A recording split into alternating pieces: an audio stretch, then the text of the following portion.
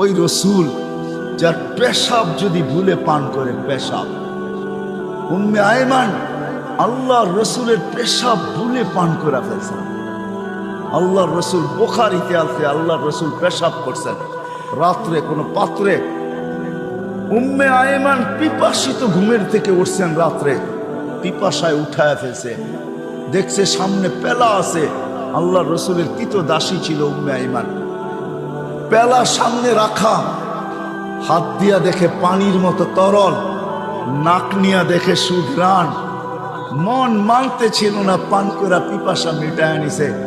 সকালবেলায় আল্লাহ রসুল যখন ঘুমের থেকে উঠছেন তো বলছে, উম্মে আয়মান পাত্রে কিছু জিনিস আছে, বাহিরে নিক্ষেপ করো। তো বলে, ইয়া রাসূল আল্লাহ, ওটা রাত্রেই করে দিছি।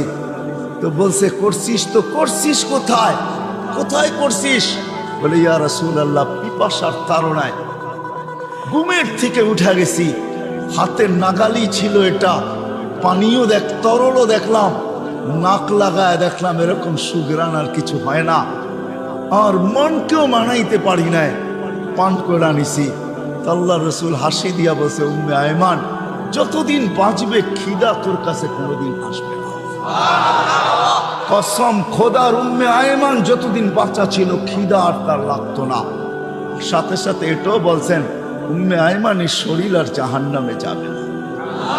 আমি নারায়ণগঞ্জবাসীকে একটু বলতে চাই যে যার পেশাব বুলে পান করলে ক্ষুধা জীবনে আসে না,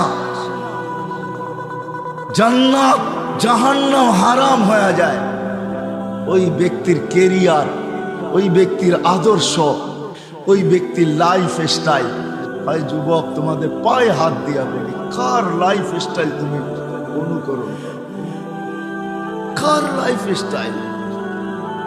লাইফ স্টাইল অনুকরণ করো তো মুহাম্মদুর রাসূলুল্লাহ। খোদার কসম, চুল কাটা তোমাকে জান্নাতে নিয়ে যাবে, চুল কাটা। মুহাম্মদুর রাসূলুল্লাহর পোশাক তোমাকে জান্নাতে নিবে। যদি পেশাব জান্নাতে নিতে পারে তো পোশাক কেন নিবে না? আমাকে যুক্তি দেয়।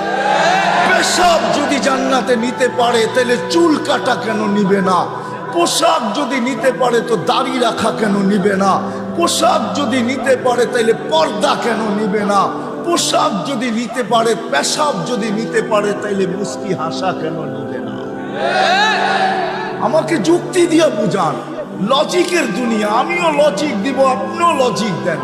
আমি লজিকে বিশ্বাসী, আপনি লজিক দিবেন দেন, আমিও লজিক দিব।